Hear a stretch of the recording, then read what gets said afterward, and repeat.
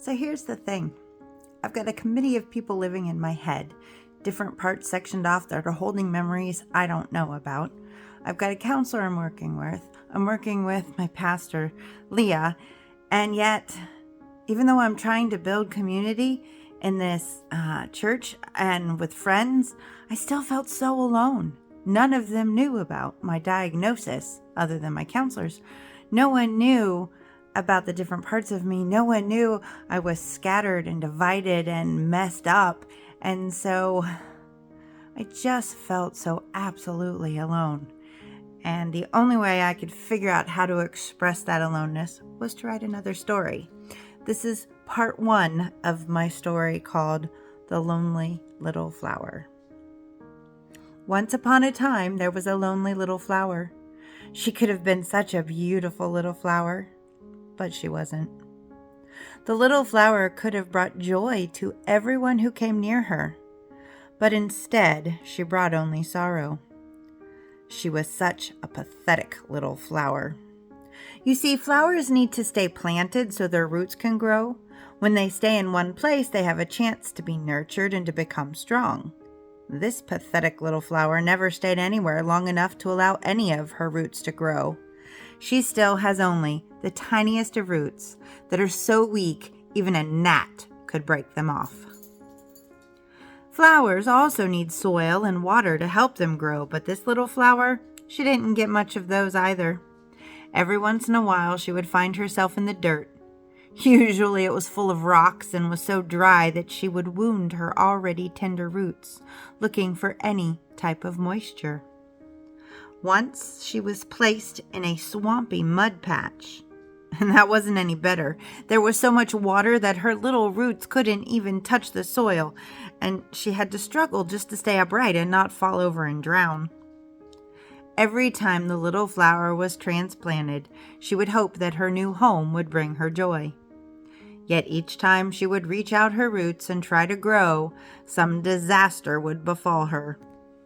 The first memory the flower had is of its invaders. She was in a damp, sullen place where strange creatures crawled around her day and night. They climbed upon her, chewed holes in her petals. There were even wicked little critters with sharp pincers that pierced through her tiny stem. No matter how hard she wished, they would never leave her alone. Her wishing for freedom almost seemed to attract more creatures of the same kind to torment her more.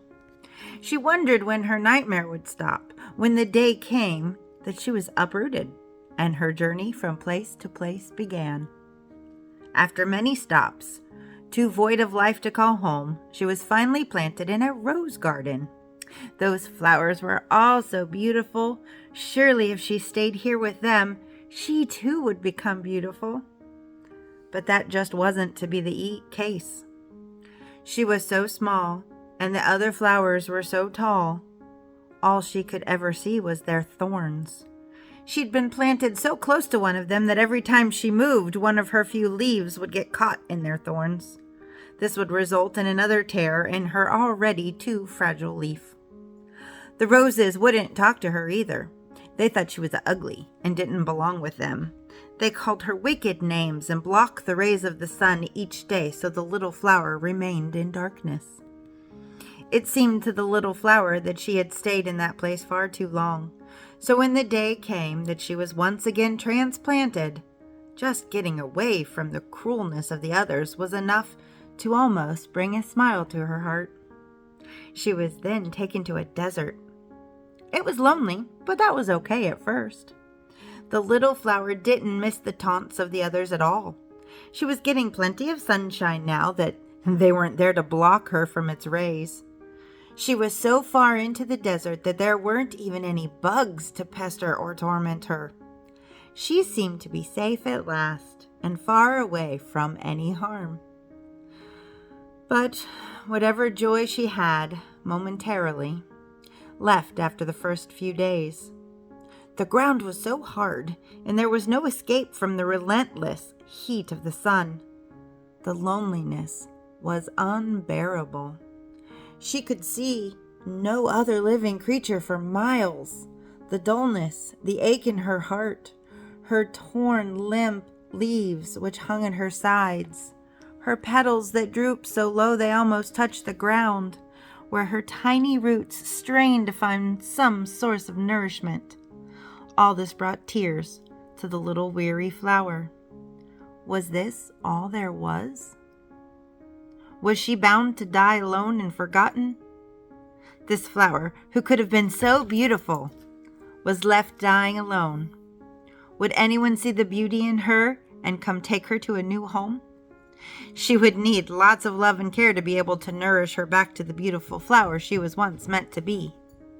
Could there be someone who would see past her torn leaves, look past her limp petals, look past her broken, bruised, immature roots and see the flower she could have been? The flower wasn't hopeless, not yet. She would dream at night when the clouds were in the sky and it was cooler.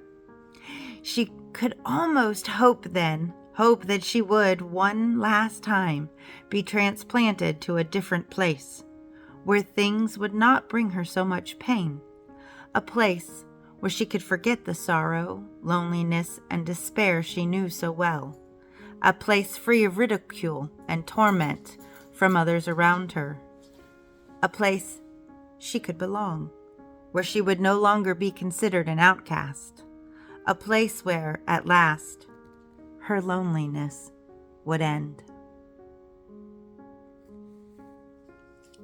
These stories were the best way I knew to express how it felt to be me. Thanks again for listening to my story, and stay tuned. Part 2 will come of The Little Lonely Flower a little bit later.